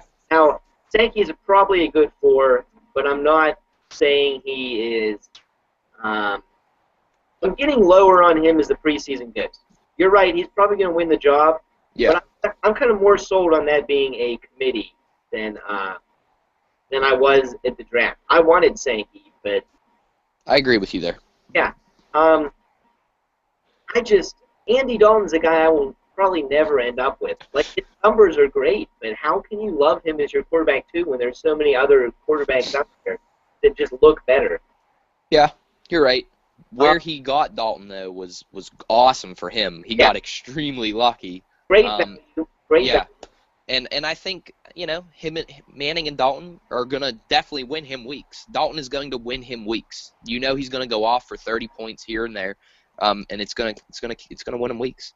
Here's my big thing with Sterner's team. I would probably take it from number 4 in my rankings for that division, maybe to number 2 if he had a above-average quarterback 3. Because Dalton, historically, is not good against good teams. He tears apart average or weak teams. He's not very good against good defenses. Yeah. If you had someone you could play the matchups with, and you could put in a Locker, a Geno Smith, a Carson Palmer, someone like that, Uh-huh. even McCown, whatever, I would like Sterner's team a lot more. I don't like Dalton, him having to start every week. Okay, I can agree with that too. That's the one big con that I had with his team was that lack of quarterback 3. So I agree 100%. I think it's more important for his team than any other team. Yeah. So I think that was really interesting. I would never have Witten on my team either, just because his upside is like nothing. Yeah, it's capped. So I don't really like him as a tight end, but I can't argue that he is consistent. So Sterner, I have at 5 wins. How many do you have wins of Sterner at? Sterner, I give him 8 or 9. 9 on the high, but I see him getting 8 wins. Yeah, I mean, I can see him doing that as well. I have to pick one of these guys to do poorly too. Yeah. So I have Pelino at 7. Where do you have Pelino? Pelino, I could see at 7 or 8 also. I see him and Sterner right neck and neck. I mean, I could see it coming down to total points between Sterner and Pelino for that last playoff spot. Yeah, I think for me, I have Pelino and Kako at 7 wins. So I think it comes down to that week 13 and total points well in that. Yeah. So it's definitely going to be a good battle, especially if Sterner can get poke his head in there with the 3 proven competitors. Yes. And so we both have Bill at number 1. Yeah. Start off with your win total for Bill, and then go on and tell me about his team. I see Bill as getting 10 or 11 wins this year. Wow. Yeah. I love his team. Love the quarterbacks, Stafford and Luck. Stafford, he's going to throw the ball freaking 100 times a game. It's ridiculous. Luck, he was a stud last year, His running backs are the big, huge thing, though, that scare me. If his running backs don't perform, he does not make the playoffs. Spiller, you don't know what you're going to get this year with him. Gerhardt, you don't know what you're going to get with him. Thomas, you don't know what you're going to get with him this year. Does he enter that Sproles role? Is he going to be as involved as Sproles was? He's bigger than Sproles. His wide receivers, I love Brandon Marshall, love Jordy Nelson, love Keenan Allen. And then he's got Golden Tate on his bench. I love Golden Tate this year. Yep. Bo, whenever he gets past that 1-game suspension, he's going to be a good target. He's the only reliable target in Kansas City outside of Charles.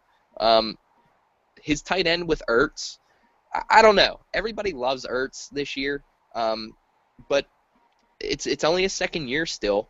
Can he make that jump from where he was last year? I don't know. It's unproven still. And then that Texans defense, obviously, you gotta love. I'm not talking about defense. You gotta love Watt and Clowney, but I don't see the Texans defense as performing this year. So I didn't see why he picked them up or drafted them. I don't know what he did. It surprised me that he wasted a draft pick there. I mean, their defense is going to be awesome to watch. Yeah. But their secondary is not good. So, I mean, I don't care how many sacks you get from Clowney and Watt if you're giving up 30-something games. Yeah.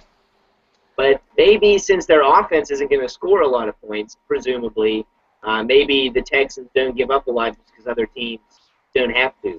Yeah. Okay. It's kind of interesting. But I think the reason everyone likes Billy's team is his depth. It's awesome. His depth is great. His bench almost makes me jealous. And I mean, I always love my bench the most, but Hill could be good. Jones-Drew could be good. Ivory, I think, is sneaky. But does his lack of a quarterback 3 turn you off in terms of that depth? No, because he has pieces to get one. Yeah. He has plenty of pieces that he can trade to get a quarterback 3. Uh-huh. And he has 100 free agent dollars, too. Yeah. Hopefully he doesn't need – he never has to play the matchups with Luck and Stafford. Like, you're always going to start them no matter what defense you play. Yes. So it's not like a situation like Sterner's. Uh-huh. It obviously hurts him that he doesn't have one, but maybe the fact that he picked up all those running backs instead is good since you don't like his starters. Yeah. Which I don't either. I'm kind of getting lower and lower on Spiller and Gerhardt as the preseason rolls along. You and me both. I don't like Spiller's usage. I don't like Gerhardt's. Gerhardt can't run it to the outside, it looks like. in those preseason, from what I saw in their preseason games, Mm-hmm. it's I don't know if it's him, if it's a line, or it's stupid play calling, but they're just gonna have to bust him up the center of the line all the time. He doesn't have that second burst. He gets that first explosion up the gut, and then he's done. Yeah, Forget about it. he's good, but I mean, I don't know. He's definitely not a high-end number 2 right now. Yes. And Pierre Thomas, he would be a running back 4 to me. I would not want him in my opening day lineup. Mm-hmm. But he has so many running backs on the bench, it's unbelievable. Yeah. And even Bryce Brown and Jonathan Stewart look good in the preseason. That's what I say. Uh-huh. Jonathan Stewart, everyone's raving about him after the other day. If I were Billy, I would try and auction him off. Yeah. So sell him while he's hot. I mean, he's certainly probably going to go for more than Jaquiz Rogers. He has to. So I have Billy winning the division, but only at 8 wins. I mean, it's a tough division. That is a tough division.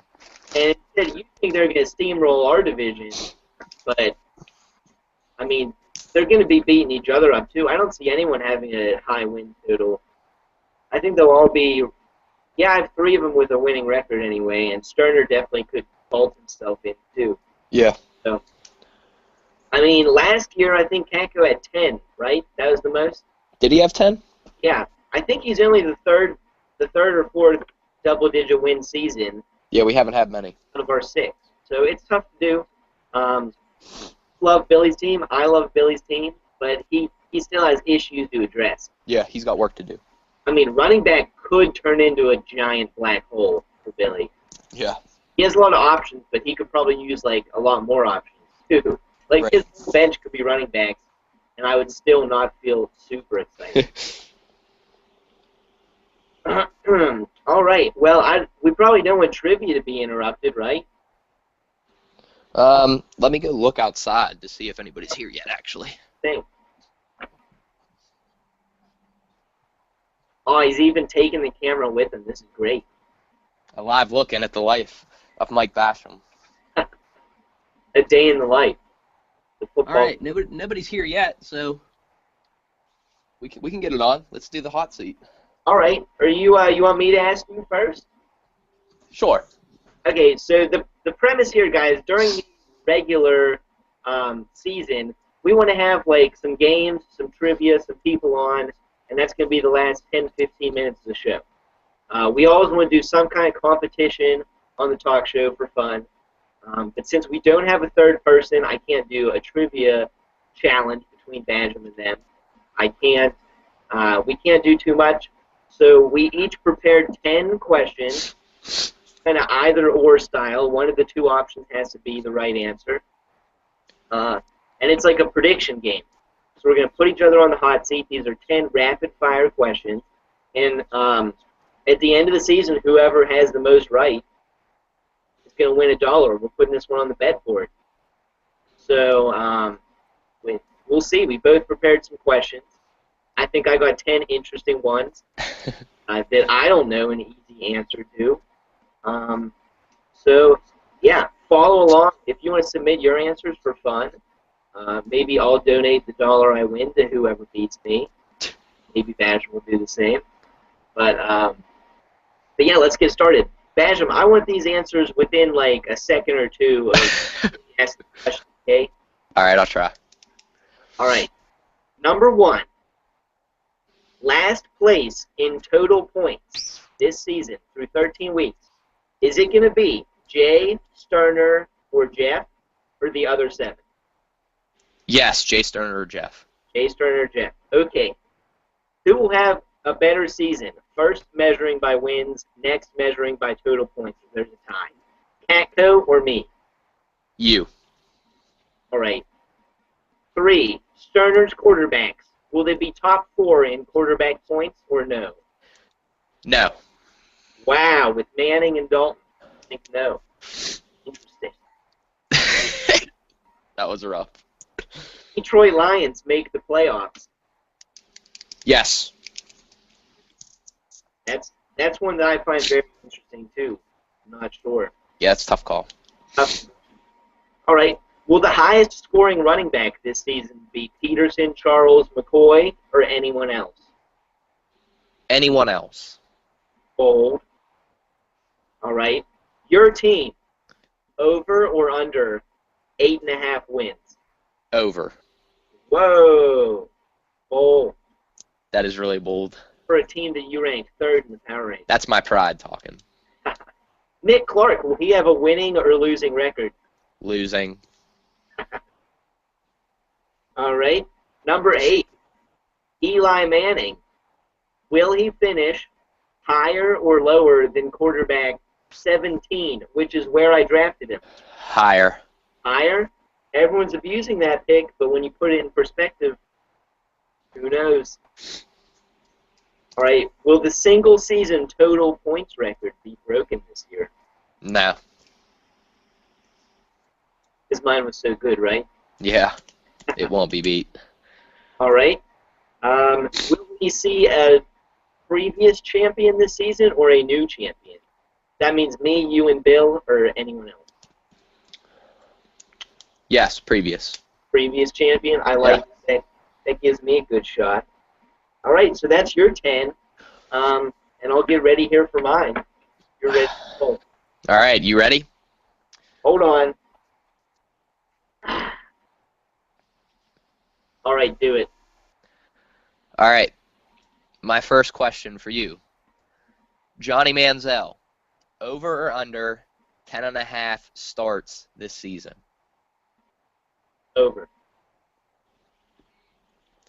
Over or under? Your bet between you and Jay. 5.5 games started by Blake Bortles this season.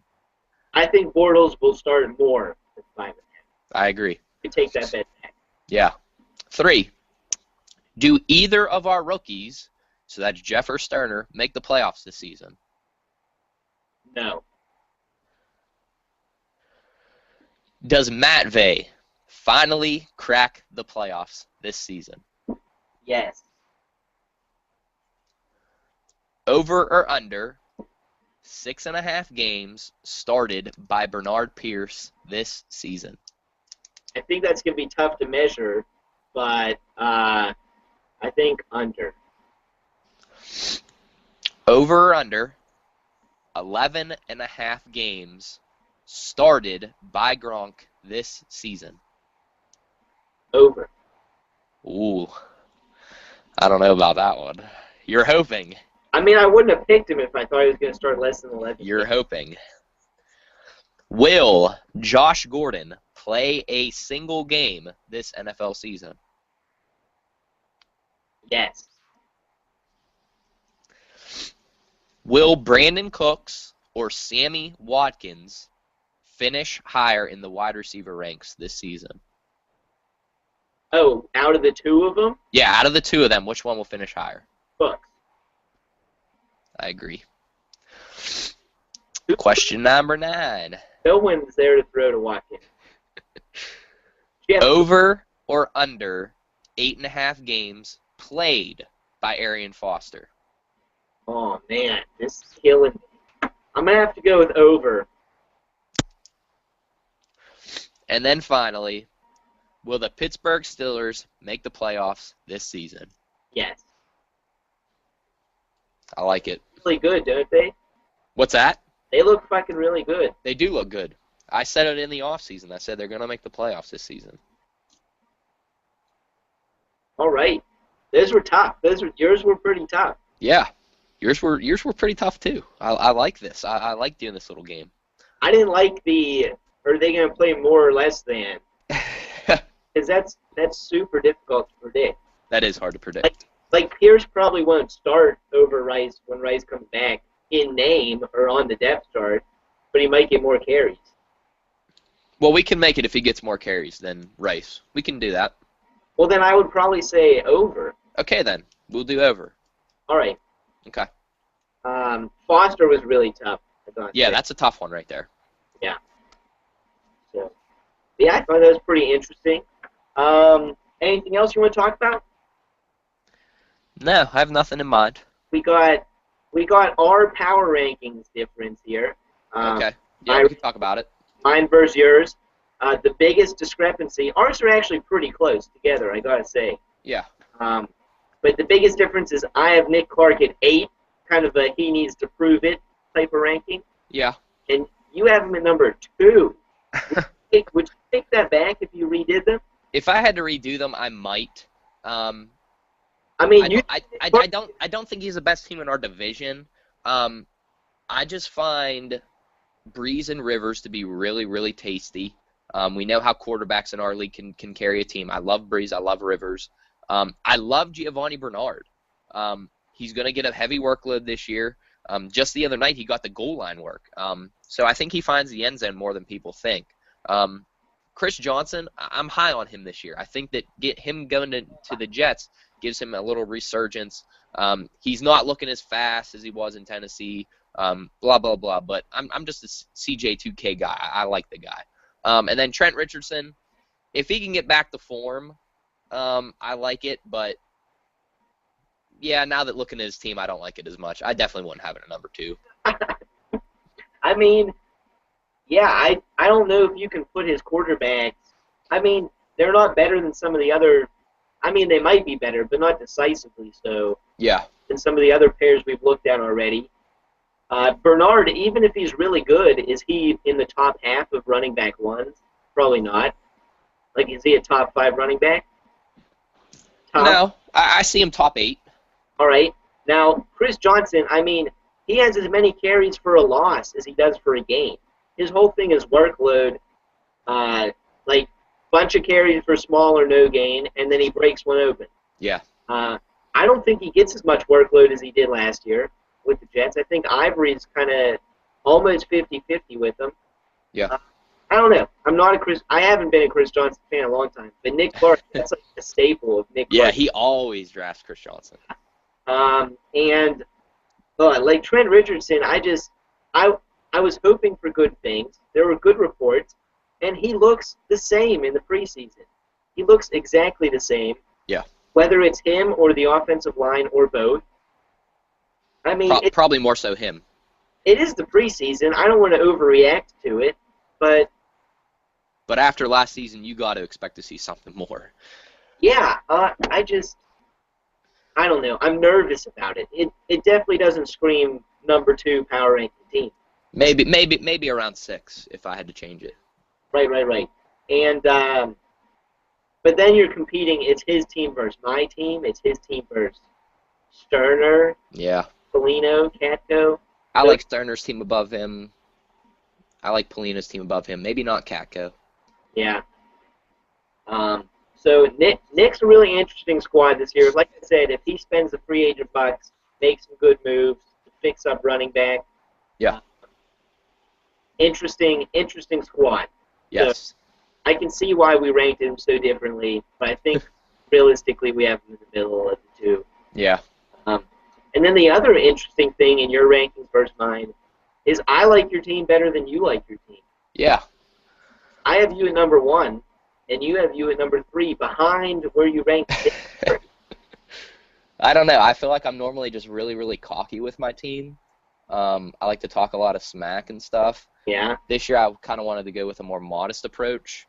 Then like, maybe teams wouldn't approach me as much, wanting some of my players, and then I could stay a little bit less active as compared to last year, because last year I was overly active and I kind of threw away my whole team that I originally drafted and then went out in week 1 and absolutely demolished everybody and put up like 185 total points. So this year I kind of want to ride with the team that I draft a little bit longer and see how that can take me. So I'm trying to take the more modest approach this season. You're just about that action, boss. Yeah, I'm about that action, boss. I'm going out and I'm playing. Well, it's going to be a good start to the year. Who do you have first? Next time we do the show, we want to talk about the opening matchups and make our predictions there. Yeah. We can look at yours here right now, at least just briefly. I'm pretty sure I had Matt Vey first. Oh man, you do. That's going to be a clash of the Titans in our there. Could set the tone for the rest of the year. Yeah. Very interesting. I think I have Sterner. I think I'm in an interdivision matchup. Ooh, that's a good one too. Yeah, it should be really interesting. So, yeah, next time we want to talk about Week 1 matchups to the other division, and we want to talk a little bit about who's facing some extra pressure coming into this season. Bashams coming off 2 really poor years. Matt Bay and Nick Clark haven't ever made the playoffs in 6 combined seasons. Pelino's never won a playoff game, even though he's made it all 4 seasons. Rookies need to make a statement. Yeah, Katko coming off into his sophomore year needs to prove he wasn't a fluke. Yeah. Yeah, things such as that. I have a lot of pressure, too. I mean, I'm going for my 3rd straight Right. championship. I'm feeling it. That's about as much pressure as you can get. Yeah. And I read something interesting, just a brief discussion, the other day. Someone on Twitter was saying, like, do you want your fantasy team, do you draft it or build it? Do you build it to win the whole thing or to be respectable? And our league's it's interesting because our league's not, we don't build the teams to win the whole thing. We care about our history and how you perform cumulatively over the years. Right. I put a lot of weight into never having a losing season in the 6 years we've had 10 teams. Right. Put a lot of stock into Pelino never missing the playoffs. So I think the draft for us is really interesting. It's a balance. It's who, So I don't know. I find that kind of interesting. Most other leagues I'm in, I go for it more. This league, I really want a winning record. And last year was so nerve-wracking. I was 1-6 to win out to get my winning record. And so that's something I think is interesting, and it factors into the pressure you feel going into the season. Yeah. Like, would you be happy if you had a winning season? Honestly, at this point with where I'm at, I'm not going to be happy unless I make the playoffs again. I don't think a winning season gets me any respect back. I have to make the playoffs here in order to get the respect that I used to have back. That's that you used to have. That's an interesting sentiment. I did see that you might be the only person to ever have back-to-back 4 low scores in 2 seasons. Wow. That's tough to do. 4 That's bad. in a year. That's bad. So last year was definitely a bumpy ride for both of us. Yeah. And we kind of were complete opposites every single We really were. I wonder if we each won or lost in the same week, or if we were completely opposite the whole time. That'd be something cool to look into. I think once in the first 6 or 7 weeks, I think we did the same. And Yeah. every other week, I think we were the opposite. It had to have been. Yeah, just the way our records were. I started out fast, you started out slow, and then we just completely reversed roles. I wasn't even that bad at the beginning. I just never won. Yeah, you couldn't catch any luck. Yeah. And then I caught some luck at the end. Yeah. So last year was pretty interesting. And I hope you guys liked the first edition of the talk show. I had a blast. How about you? Oh, it was awesome. People need to join us next time because it was really a lot of fun. I love this. I can't wait to do the next one. I have this to say. If your performance this season is as good as your performance on the first talk show, you're going to surprise a lot of people. Everybody better look out, baby. I'm coming like an absolute savage. You just soared past my expectations. I'm glad to hear that. As a teacher, you know, I'm confident in front of the camera. I'm confident in front of viewers. You know, it's what I do. It's my profession, baby. That's true. You grasped the opportunity and you ran with it. And Yeah. I think we got a little bit used to the technology here. It wasn't as hard as we thought it was going to Oh, be. this was simple. It was pretty simple. And I hope to incorporate some pictures, some graphics, maybe a soundboard if I can figure it out. That'd be fun. Yeah. And once we get to the regular season, we're going to hit some regular segments each week. It's going to be more organized. And hopefully, like you said, we have a guest every single time from here on out. It's going to be way more fun with 3, and even more. And I think if we can plan a time and people can come whenever they're free, it's going to be great. Yeah. The more the merrier. I agree. And we definitely overshot the length this time, by a mile. But we will practice and keep it down for the next time, for sure. Yep. We just had a lot to say. Yeah, I mean it's the start of the season. There's a whole lot to talk about. I'm sure as the season goes on, you know, chopping it down week by week, it'll be a lot less to talk about. Yeah, for sure. So give us your feedback. Make fun of how many things we fucked up on air, how stupid we look, how things sound. Submit ideas for segments, things to talk about. I'll try and give you more of a notice on the submission form next time. And yeah, the more feedback, the merrier. The more ideas, the better this will get. Sterner, if I come up with a logo of your face on Andy Dalton's body, will you make it your logo? That's one pressing question I have as we need that. near the eve of the season. So otherwise, I'm going to put your head on a dog's penis, make a red rocket, and I'm going to override that and make it. I love it. So yeah, we'll open a discussion topic on the message board so we can all talk about the talk show. Tell us what you agree with, what you don't, and let us know what you thought. And we'll see you later. Nice talking to you, Badger. Yeah, we'll see you guys. Good luck this season. Hopefully you tune in. Hopefully you like it. Tell me how I did. Tell me how JD did. Tell me who was better, actually, because I really want to know. Oh, that's true. That's going to be a competition throughout the year. Yeah. And as the season goes on, I might need someone to step in. Basham's going to be busy. He's got coaching duties, right? Yeah, coaching, teaching. I got it all. Yeah. So we're going to have to squeeze in some time here. Yeah.